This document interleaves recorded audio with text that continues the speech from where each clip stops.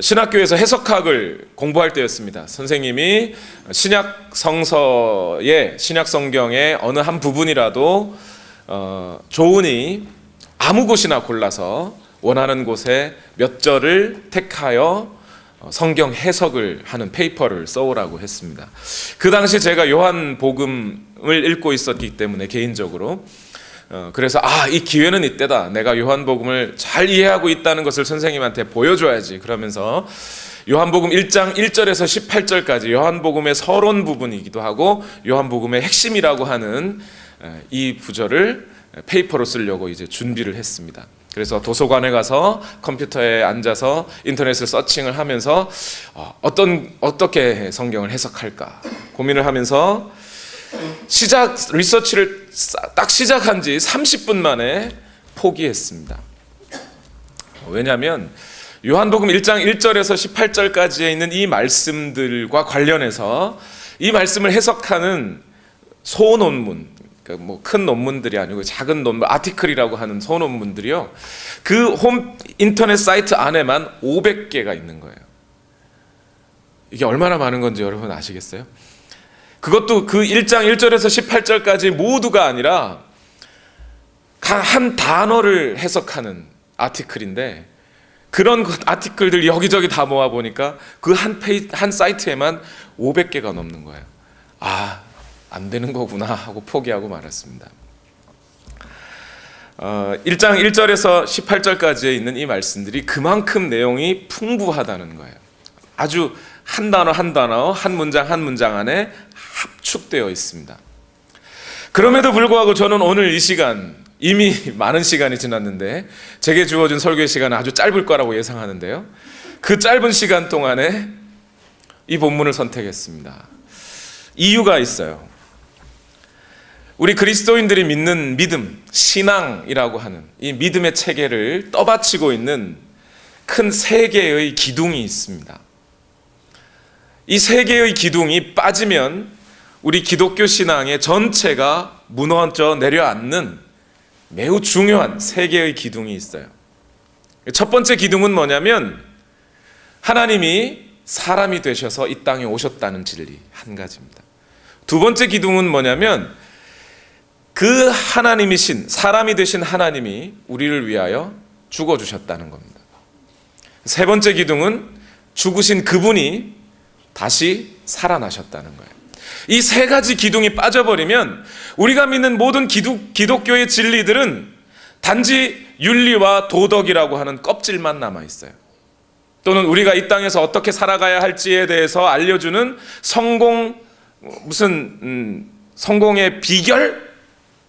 아니면 교회라고 하는 Non-Profit Organization, 비영리단체라고 하는 교회를 운영하는 운영 원리 정도밖에 되지 않아요. 이 세 가지가 빠지면요.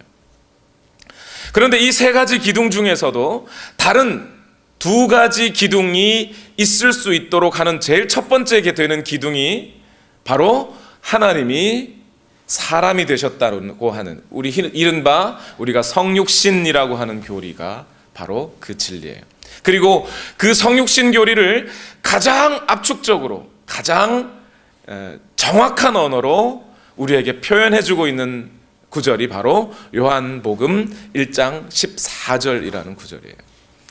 저는 오늘 요한복음 1장 14절의 이 말씀, 그러니까 뒤에 15절에서부터 18절까지를 읽었지만 14절의 이 말씀들을 여러분과 나누려고 합니다. 여러분과 해석해내고, 그리고 과연 그 말씀이 오늘 우리에게 주고자 하는 말씀 뜻이 무엇인지 알고 밝히고, 우리가 흔히 성탄절이 되면 늘 메리 크리스마스, 산타클로스, 어쩌면서 이렇게 복을 빌고 하는 이 행위들과 오늘 우리가 맞아들여야 할 이 성탄절이라고 하는 것이 과연 어떤 의미인지를 밝혀내고 싶습니다. 말씀에 좀 집중해 주십시오. 지금까지 즐겁게 보내셨으면 이제 이 말씀에 집중하실 때가 됐습니다. 길지 않을 거라고 확신합니다. 모든 것은 하나님의 뜻에 달렸습니다. 요한복음 1장 14절은 먼저 어떤 말로 시작하냐면, 다 같이 한번 앞부분만 읽어보겠습니다. 시작. 그 말씀은 육신이 되어, 여기까지요. 다시요. 그 말씀은 육신이 되어. 이렇게 시작하고 있어요. The word became flesh. 영어로는 이렇게 되어 있죠. And the word became flesh. 그런데 여기서 the word라고 하는 이 말씀이라는 단어가 여러분 한 번에 딱 읽기에도 우리 사람들이 흔히 하는 말, 그죠? 그 말을 여기 써 있는 이 말씀이라는 단어와 같은 뜻이라고 생각하지는 않으시죠? 말이 사람이 되었다, 육신이 되었다라고 생각하지는 않으시죠? 여기서 있는 이 말씀이라는 단어는요, 원래 이 요한복음이 쓰여지던 2000년 전에 그리스 헬라 문화권에 있는 사람들의 마음속에 있었던 로고스라고 하는 개념을 말하는 거예요. 그 로고스라는 단어가 번역하면 말씀, 이렇게 번역이 됩니다. 그런데 이 그리스 사람들은 그 당시에 어떤 생각을 갖고 있었냐면 로고스란 모든 우주 만물을 창조하게 하시고 또 지금도 그 모든 만물이 그 모양 그대로 유지할 수 있도록 만드는 보다 근본적인 힘이 있다고 생각했어요. 그것이 인격이라면 분이 될 거고 그냥 인격이 아니라면 힘이 될 거예요. 그걸 로고스라고 그랬어요. 뭔가 우리 마음에 딱 와닿지 않으세요, 여러분? 로고스가 뭐예요? 이 모든 우주 만물이 이 상태로 이루어지도록 만드시고 지금도 그 모든 우주 만물이 그대로 돌아가게 하는 힘, 그것이 로고스라는 거예요. 장로님들이, 특히 안수 집사님들이 기도하면 거룩하시고 무소부재하시며 전지전능하시고 우주의 수레바퀴를 돌리시는 아버지 하나님, 이렇게 시작하시죠. 그 우주의 수레바퀴를 돌린다라는 뜻이 그런 뜻이에요. 그 모든 우주의 모든 힘들을 있게 하는 근원자, 그걸 로고스라고 해요. 그러니까 요한복음을 시작하면서 이렇게 말하는 거예요. 그 로고스가 태초부터 계셨다.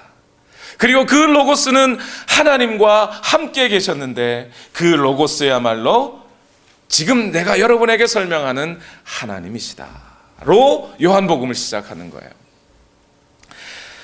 그 다음에 그 로고스가 뭐가 됐어요? 육신이 되었다고 그래요. 육신이 되었다고 하는 이 말도 우리가 좀 이해를 잘해야 됩니다. 여기 쓰여진 육신이라는 단어는 헬라어로 사르스라는 단어인데요, 이 육신이라는 단어는 단순히 사람이 갖고 있는 뼈와 살과 피만을 얘기하는 단어가 아니에요. 그 사람이 갖고 있는 근본적인 본성, 성품까지를 다 아울러서 육신, 사르스라는 단어를 썼어요. 그러니까 말씀이 육신이 되어 라고 하는 이 말은 당시 2000년 전에 요한이 그 당시 사람들에게 전해줬던 말 그대로, 뜻 그대로 우리말로 다시 표현하면 어떤 뜻이 되냐면 하나님이 사람이 되셨다라는 뜻과 같은 거예요.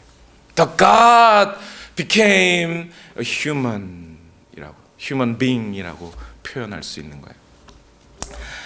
자, 그런데 여러분, 이 말이 들으신 여러분은 아무렇게 놀라시지를 않으세요.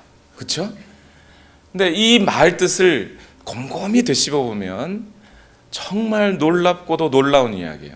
2000년 전이나 지금이나 너무나 놀라운 이야기라서 우리가 그냥 흩어 지나가 버리고 아무 생각 없이 지나가 버리니까 이 말이 얼마나 중요하고 얼마나 놀라운 이야기인지 말인지를 몰라서 그렇죠. 생각하지 않아서 그렇지 정말 놀라운 이야기입니다.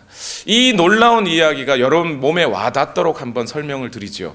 여러분 옆에 계신 분을 한번 보세요. 보셨습니까? 아무나 서로 짝지어서 한번 보십시오. 그리고 그분에게 말해 보십시오. 나는 당신이 신이라고 믿습니다.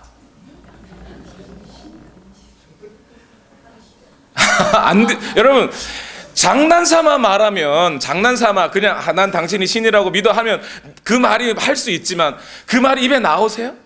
그 사람이 모든 우주 만물을 만든 분이라고 여러분 여겨지세요?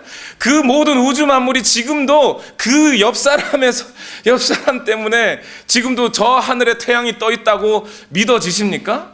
아니죠. 근데 하나님이 사람이 되었다라고 하는 말은 지금 여러분들이 옆 사람을 보고 나는 당신이 하나님이라고 생각한다고 하는 그 말과 똑같은 말인 거예요. 그리고 우리 그리스도인들은 예수님을 누구라고 고백해요? 예수는 그리스도라고 고백하죠. 그래서 우리가 예수 그리스도라고 믿어요. 말을 해요. 예수 그리스도라고 말하는 이 말의 뜻이 뭐냐면, 지금으로부터 약 2000년 전에 팔레스타인 지역에 살고 있었던 젊은 청년, 이름이 예수라고 하는 그 청년이 요셉과 마리아라고 하는 사람의 아들로 태어난 그 예수라는 사람이 30여 년 동안 목수로 살던 사람이, 그리고 목수의 일을 접은 다음에 베드로라고 하는 몇 명의 어부들과 함께 갈릴리에서 이렇게 놀시던 그 청년이 하나님이라고 믿는 거예요. 그게 예수 그리스도라는 말의 고백입니다. 그러니까 이 세상 사람들은 우리 그리스도인들을 도저히 이해할 수 없는 사람들이 될 수밖에 없어요. 2000년 전에 태어났던 한 청년이 어떻게 하나님이라고 믿어요? 오늘 성탄절을 지킨다, 우리가 성탄절을 보낸다라고 하는 말의 의미가 뭐냐면, 그 젊은이 예수라는 사람의 어머니가 결혼도 하기 전에 남자와 관계를 맺은 것도 아닌데 그 아들 예수를 낳았다는 것, 그것을 믿고 그 예수가 하나님이라고 믿고 고백한다는 뜻으로 우리는 성탄절을 지켜요. 요한이라고 하는, 오늘 우리가 읽은 요한복음을 지은 요한이라고 하는 이 사도는 나이가 많이 들어서 요한복음을 썼습니다. 약 80세가 넘어서 거의 90세가 되어서 요한복음을 썼다고 우리는 생각하고 있어요. 그런데 이 사도 요한은 나이 20살 중반이나 후반쯤, 정확하게는 알 수 없습니다만 나이 20살 중반이나 후반쯤에 예수님이라는 분을 만났어요. 그리고 그 예수님을 만난 요한은 나머지 그때 예수님을 만난 약 3년 반 동안 예수님을 만난 그 기억 가지고 나머지 인생을 다 살았어요. 완전히 사람이 변해버렸습니다. 그런데 어떻게 요한이 변할 수 있었을까요? 여러분 멘토링이라는 단어는 잘 아시죠? 흔히 얼마 전에 교회에 멘토링이라는 단어들이 많이 쓰였어요. 지금도 신학교에 가면 멘토링이라는 과목을 배워요. 멘토라는 것은 로마 시대에 살고 있던 한 훌륭한 선생님의 이름인데요, 마치 자기의 제자를 아들처럼 끝까지 아버지처럼 그 인생을 인도해 갔던 선생님의 이름이 멘토라는 사람이에요. 그 멘토의 이름을 빌려서 교회 안에 멘토링이라는 걸 많이 했어요. 평생 동안 지혜를 얻고 조언을 구하고 내 인생의 선생님이 되어줄 분, 멘토라는 거예요. 그런데 요한은 예수님을 만날 때 예수님을 멘토처럼 만난 게 아니에요. 내 인생에 예수님이 내 인생에 지혜를 주시고 나를 가르쳐 주시고 나의 상담자가 되어 주실 거라고 예수님을 만난 게 아니에요. 요한은 그 예수님에게서 하나님을 본 겁니다. 요한은 예수님을 만나면서 이분이 하나님이라고 믿고 따른 거예요. 그랬더니 그 인생이 완전히 바뀌어서 예수님을 만나고 난 이후에 50여 년 동안 계속해서 예수가 하나님이라고, 내가 만났던 그 예수님이 하나님이라고 계속해서 사람들에게 전해주고 살았던 거예요. 그리고 그 모든 인생의 경험들을 모아 요한복음에다가 적어 넣은 거예요. 예수가 하나님이라고, 그 사람이 하나님이라고. 여러분, 오늘 이 사실을 받아들이십니까? 예. 그런데 그분이 왜 오셨답니까? 하나님으로 오래 살고 있으면 이 땅에 안 오신다고 누가 뭐라고 합니까? 근데 그분이 왜 인간이 되셔서 이 땅에 오셨다고 하는 걸까요? 그 다음 오늘 요한복음 1장 14절 두 번째 서술어에 그 뜻이 쓰여져 있습니다. 다 같이 읽어봅시다. 처음부터 시작. 그 말씀은 육신이 되어 우리 가운데 사셨다. 우리 가운데 사셨다. 이것을 우리와 함께 하시는 하나님, 그래서 교회에서는 임마누엘이라고 말을 하죠. 그런데 이 구절에 우리 가운데 사셨다라고 하는 말을 할 때요, 이스라엘 사람들은 이 구절을 읽으면서 무슨 생각을 했냐면, 그 옛날 이스라엘 사람들이 애굽 땅을 탈출하여 가나안 땅으로 가던 40년 동안의 광야 인생을 생각합니다. 왜냐하면 그 광야 가운데 이스라엘 사람들은 자기들이 가나안 땅으로 가면서 이렇게 우리처럼 이렇게 모여 앉아가지고 그 한가운데 뭘 지었어요? 성막이라는 걸 지었어요. 성막, 흔히 말하는 텐트입니다. 그냥 텐트를 짓고 그 성막이 항상 이스라엘 백성들이 움직일 때마다 성막을 들고 움직였어요. 성막이 이스라엘 백성들과 함께 한다고 믿었어요. 애굽을 탈출한 그 사람들은 가나안 땅으로 가야 한다라고 하나님께서 명령하고 따라가지만 사실 모세도 한 번도 그 가나안 땅을 가본 적은 없어요. 하나님이 가니까 따라가는 거예요. 그리고 이스라엘 백성들은 모세가 가니까 또 따라가요. 그러니까 목적도 없이 가나안 땅이라고 하는 것을 하나님이 인도하라고 한다고 하니까 가는 거예요. 그런데 갈 때 목적지를 모르고 가요. 그런데 단 성막이 함께 있기 때문에 그 성막에 하나님이 계시다고 믿고 그 하나님이 함께 하니까 하나님이 인도하시는 대로 믿고 가는 거예요. 오늘 그 말씀이 육신이 되어 우리 가운데 사셨다라고 하는 이 사셨다는 말은 헬라어 원어를 좀 더 뒤져보면 텐트 치다라는 말과 똑같아요. 지금 요한은 그 옛날 이스라엘 백성들이 가나안 땅으로 가면서 텐트를 치고 그 텐트 가운데 하나님께서 임재해 주셔서 그들과 함께 하면서 그 성막에서 이스라엘 백성들은 어떻게 살았냐면 그 성막을 통해 하나님을 만납니다. 자기들의 죄가 있으면 성막을 찾아가 죄를 해결하는 제사를 지냅니다. 하나님을 예배하고 싶으면 성막을 찾아갑니다. 그 성막 가운데서 하나님은 하나님의 계시를 사람들에게 알려주셨어요. 그 일들을 성막을 통해 하고 있었는데 오늘 요한은 이렇게 말하는 거예요. 그렇게 성막으로 함께 하셨던 그 하나님, 이제 그 하나님이 여러분과 함께 하십니다. 성막의 일을 예수님이 하십니다. 예수님을 통해 하나님을 만나고 예수님을 통해 하나님의 계시가 드러나고 예수님을 통해 여러분의 죄가 사함받는 그 일들을 하게 하시려고 하나님이신 그분이 육신이 되어 이 땅에 오신 겁니다 라고 선언한 거예요. 지금 한 문장 지났어요. 말씀이 육신이 되어 우리 가운데 사셨다 한 문장에 요한의 이만큼의 의미가 담겨져 있는 거예요. 그런 의미를 가지고 요한이 얘기하다가 그분이 우리 가운데 사셨다라고 말하고 나니 그 마음이 북받쳐 올라요. 감동적으로 그 다음 문장을 이어갑니다. 그 다음 문장을 읽어보겠습니다. 시작. 우리는 그의 영광을 보았다. 우리는 그의 영광을 보았다. 근데 그 영광이 누구의 영광이에요? 그것은 아버지의 영광이었다. 그것은 아버지께서 주신 외아들의 영광이었다. 원래 아버지 거였는데, 아버지의 영광이었는데 그 아들에게 주신 영광이었다. 이렇게 표현해요. 중세시대에 한 수도승이 있었습니다. 이 수도승이 하나님의 음성을 너무 듣고 싶어서 하나님의 음성을 좀 들려주세요. 음성을 들려주세요. 하나님이 그래 누구 야 하면서 하나님의 음성을 딱 들려주셨대요. 그래 중세 그 수도승이 하나님의 음성을 딱 듣는 순간 바로 죽어버렸어요. 너무 놀래가지고 그 음성에. 여기서 웃으셔야 되는데 제가 잘못해요. 여러분, 하나님의 음성을 듣고 싶다고 평생을 기도하는 수도승이 있었다는 거예요. 그런데 성경을 보니까요, 이와 비슷한 기도를 했던 사람이 또 한 명이 있습니다. 그 사람이 누구냐면 모세라는 사람이에요. 하나님께서 모세를 부르시고 이스라엘 백성들을 애굽으로부터 탈출하게 하시고 성막을 짓게 하셨어요. 그리고 회막도 짓게 하셨어요. 그렇게 해서 하나님을 만나게 했는데 그 모든 일들에 모세가 순종을 참 잘했습니다. 그럴 때 하나님이 그 모세를 보고 기뻐서 하나님 모세에게 이렇게 말씀하셨어요. 모세야, 네가 지금까지 간구했던 거 모든 거 내가 다 들어줄게. 앞으로도 또 한번 기도해봐. 내가 다 들어줄게. 하나님이 그렇게 말씀하셨어요. 그 순간 모세의 마음속에 간구하고 싶었던 한 가지를 하나님 앞에 얼른 아릅니다. 하나님의 영광을 좀 보여주세요. 하나님의 영광을 좀 보여주세요. 좀 이상한 기도 같지 않으세요?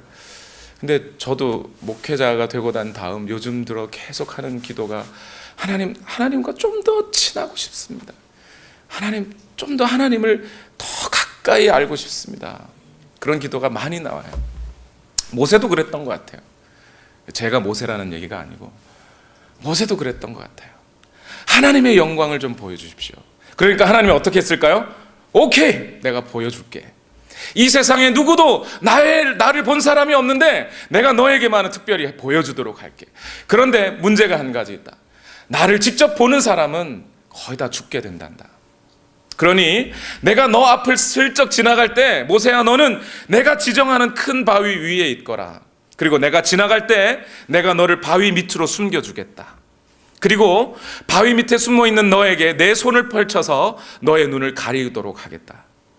그리고 내가 얼른 지나가거든 너는 내가 그때 손을 뺄 테니 내 얼굴은 보지 못하고 내 등짝 정도는 볼 수 있을 거야. 이렇게 얘기해 주세요. 그래서 모세가 그 하나님의 영광을 봤습니다. 네, 여기서 이상한 게 발견되지 않으세요? 여러분, 모세가 뭐라고 기도했다고요? 하나님의 뭘 보여주세요? 영광을 보여주세요 그랬어요. 그런데 하나님은 뭘 보여주셨어요? 등을 보여주셨어요. 모세는 하나님의 영광을 보여주십시오. 요즘 한국에서 많이 유행하는 그 프로그램 있죠. Show me the money. 예, 정훈이는 알고 벌써 웃어, 그죠? Show me the money가 뭔지 알아요. 네, 모세는 뭐라고 기도했다는 거예요? Show me your glory 했어요. 그랬더니 하나님이 뭘 보여주셨어요? 하나님이 자기 자신을 보여주시는 거예요. 그럼 여기서 우리가 눈치채야 되죠. 하나님의 영광이라는 게 뭐예요 대체? 하나님이 나타나시는 곳 어디나 이 모든 우주 만물을 지으신 하나님은 그 우주 만물 너머에 계시는 하나님이세요. 그런데 그 하나님께서 시공간을 초월하여 이 우주 안으로 들어오시고 역사 안으로 들어오셔서 어떤 사람에게 나타나실 때 그 나타나실 때마다 하나님은 그 영광으로 보여지신다는 거예요. 이 영광이라는 것은 하나님이 너무나 위대하시고 하나님이 너무나 거룩하시고 이 세상은 도저히 그 하나님을 담을 수 없는 곳인데 하나님께서 그 세상 안으로 들어오실 때 사람들은 하나님 자체를 보지는 못하지만 하나님의 그 밝은 빛을 보게 된다는 거예요. 그것이 하나님의 영광이에요. 모세가 그 영광을 봤습니다. 그리고 그 영광에 관한 이야기들이 이스라엘 백성들 안에 쭉 펼쳐졌습니다. 그리고 요한도 그 이야기를 들었어요. 그리고 예수님을 그가 육체로 봤는데 그 예수님에게서 뭘 봤다는 거예요? 그 모세가 봤던 하나님의 영광이 예수님에게서 보이는 거예요. 놀랍지 않아요? 우리가 봤다. 우리가 그 영광을 봤다. 그런데 그 영광을 봤는데 그 영광이 누구의 영광이더라? 아버지의 영광이더라. 그리고 마지막 말이에요. 그는 뭐와 뭐가 충만하였다고요? 은혜와 진리가 충만하였다. 예수님과 함께 살면서 예수님에게서 이 하나님의 불꽃, 하나님의 영광을 보았던 요한은 단순히 그냥 그 영광만 보여진 게 아니라 그 영광을 통해 하나님의 성품이 드러나는 걸 봤어요. 그런데 처음 모세가 하나님의 성품을 느끼고 경험했던 그대로 요한도 하나님의 성품을 경험하고 있어요. 처음 모세가 하나님의 성품을 어떻게 경험했나요? 앞에 하나님의 영광을 봤다던 모세의 기록은 출애굽기 33장에 있습니다. 그런데 그 바로 다음 출애굽기 34장에는 이런 구절이 있어요. 5절에서 7절까지 다 같이 한번 읽어볼까요? 시작. 그때에 주님께서 구름에 쌓여 내려오셔서 그와 함께 거기에 서서 거룩한 이름 주를 선포하셨다. 주님께서 모세의 앞으로 지나가시면서 선포하셨다. 나 주는 자비롭고 은혜로우며 노하기를 더디하고 한결같은 사랑과 진실이 풍성한 하나님이다. 수천대에 이르기까지 한결같은 사랑을 베풀며 악과 허물과 죄를 용서하는 하나님이다. 그러나 나는 죄를 벌하지 않은 채 그냥 넘기지는 아니한다. 하나님 아버지가 죄를 지으면 본인에게 뿐만 아니라 3, 4대 자손에게까지 벌을 내린다. 하나님은 어떤 분이요? 하나님의 성품을 크게 두 가지로 말하고 있어요. 하나는 사랑과 하나는 진실이라는 거예요. 오늘 요한은 그 단어를 똑같은 의미로 뭐와 뭐라고 말하고 있어요? 은혜와 진리라고 말하고 있어요. 독생자요 예수님에게서 영광을 보면서 그 영광 속에 영광을 통해 드러났던 예수님의 성품을 봤는데 그 성품은 은혜와 진리더라. 그 은혜와 진리는 누구에게서부터 온 것이더라? 모세가 받다던 그 아버지 하나님이 가지셨던 은혜와 진리더라.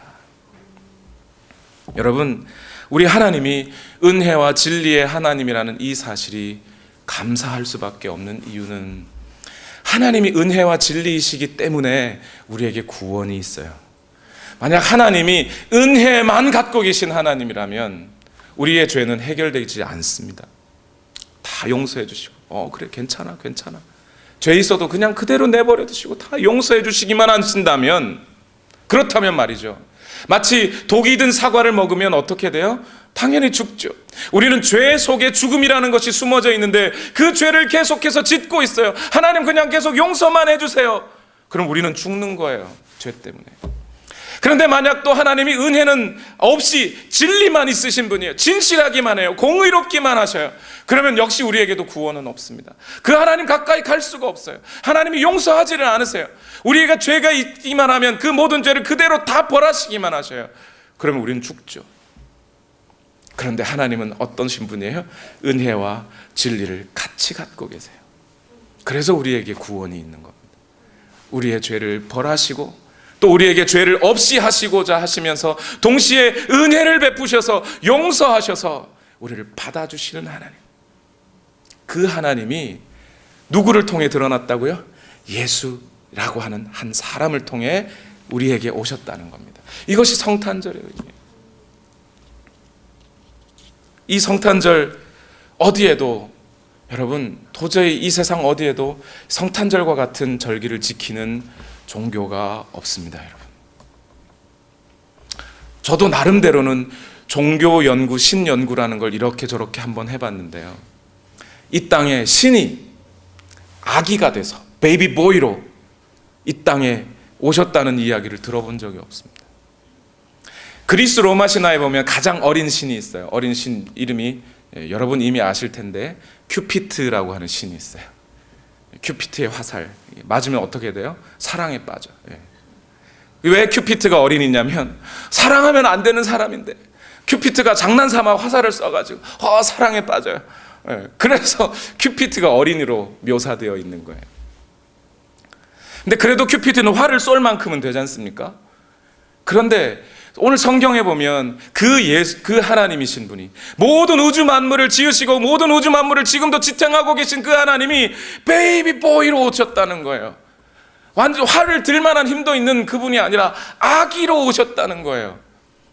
이게 여러분 믿어지십니까? 아기로 오신 이유가 있어요. 왜 아기로 오셨을까요? 이 아기는 누구나 받아들일 수 있기 때문에 그래요. 오늘 요한은 요한복음을 열면서 안타까운 소식을 먼저 전했습니다. 요한복음 1장 10절과 11절 말씀에 그는 세상에 계셨다. 세상이 그로 말미암아 생겨났는데도 세상은 그를 알아보지 못하였다. 그가 자기 땅에 오셨으나 그의 백성은 그를 맞아들이지 않았다. 안타까운 소식 아닙니까? 육신을 입고 이 땅에 오신 그 예수 그리스도를 이 땅이 그분이 지으신 피조물인 우리가 받아들이지 않았다는 거예요.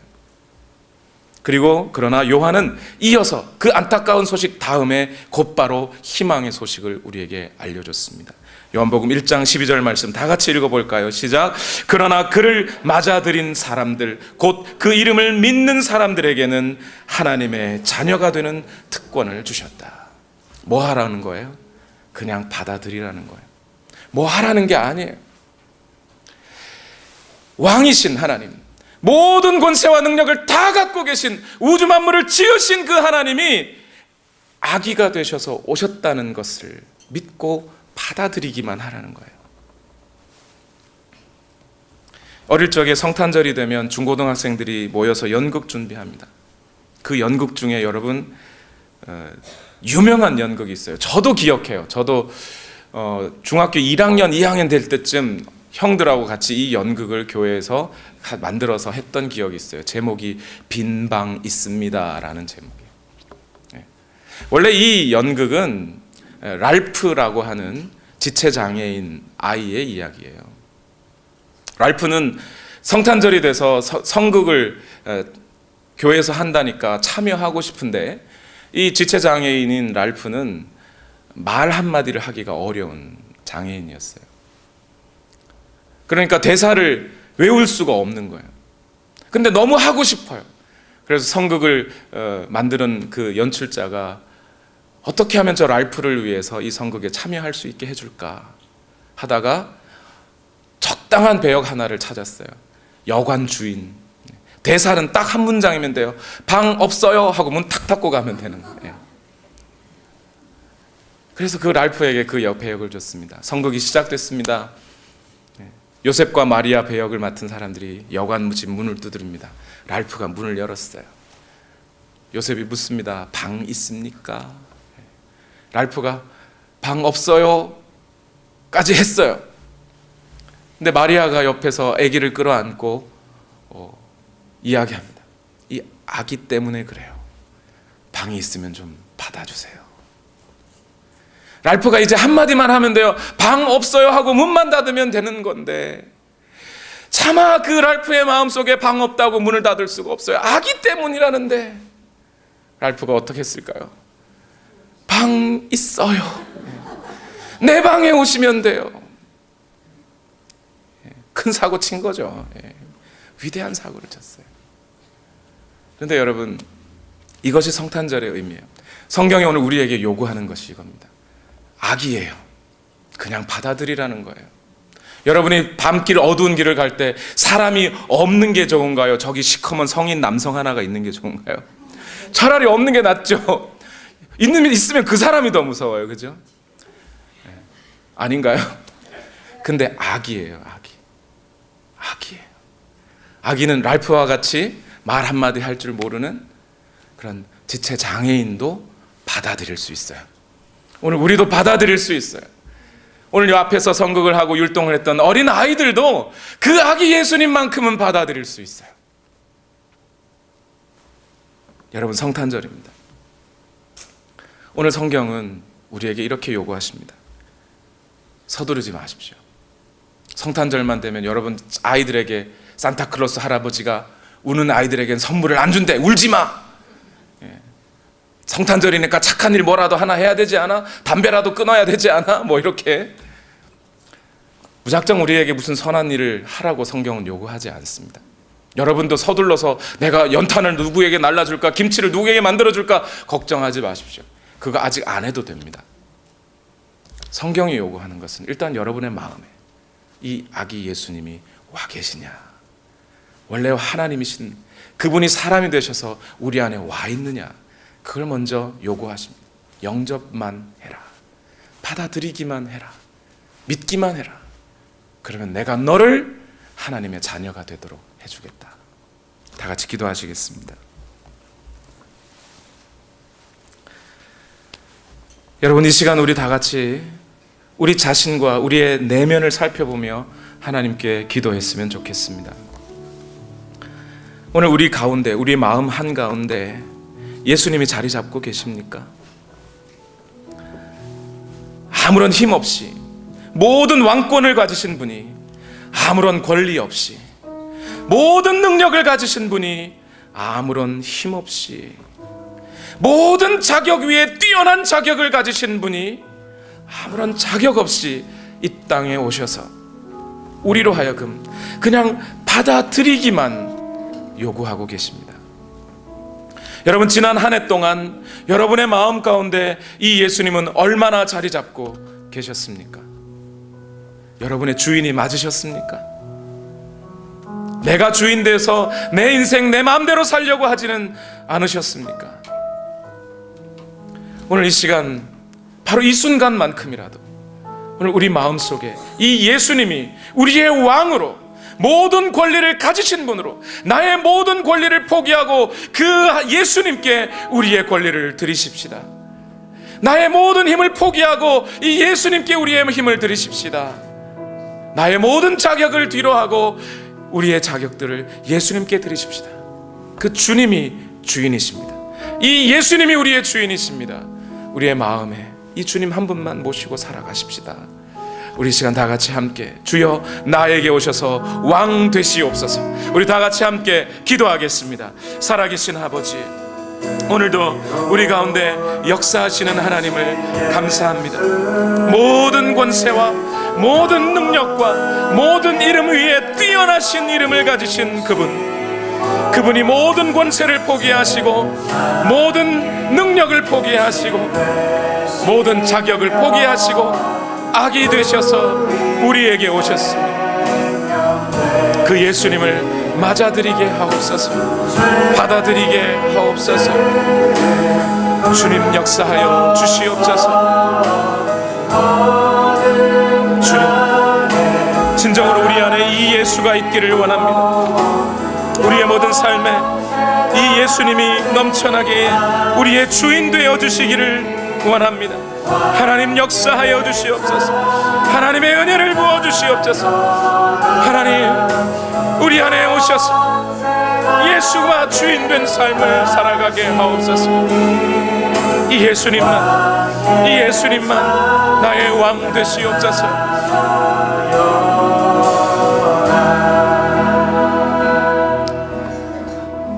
주님, 나의 의를 앞세우고 싶지 않습니다. 예수님 앞에 나의 권리를 앞세우고 싶지 않습니다. 모든 권리와 모든 능력과 모든 자격을 포기하신 예수님 앞에 무릎 꿇고 싶습니다. 주여, 우리가 이 예수 그리스도를 우리 마음 한가운데 모셔드리고 우리와 영원히 함께 사시는 예수로 살아가게 하옵소서. 우리의 남은 인생 모두가 내가 주인 되어서 내 뜻대로 살아가는 내 인생 말고 주인이신, 모든 만물의 참된 주인이신 그 예수님이 주인 되어서 나의 남은 모든 인생을 살아가게 하옵소서. 모든 영광과 찬송을 주님께 올려드리며 예수님의 이름으로 기도하옵나이다. 아멘. 할렐루야. 우리 시간 다 같이 자리에서 일어나셔서 우리 마지막 찬송을 하나님 앞에 뜨겁게 올려드리면서 예배를 폐하겠습니다.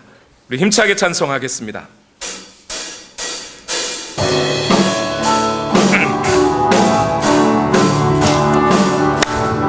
기쁘다 구주 오셨네, 기쁘다 구주 오셨네. 만 백성 맞으라. 온 교회여 다 일어나, 다 찬양하여라, 다 찬양하여라, 다 찬양 구세주 탄생했으니, 주 탄생했으니 다 찬양하여라. 이 세상의 만물들아 다 화답하여라, 다 화답하여라, 다 화답하. 온 세상 죄를 사하려 주 예수 오셨네. 죄와 슬픔 몰아내고 구원하시네, 다 구원하시네, 다 구원.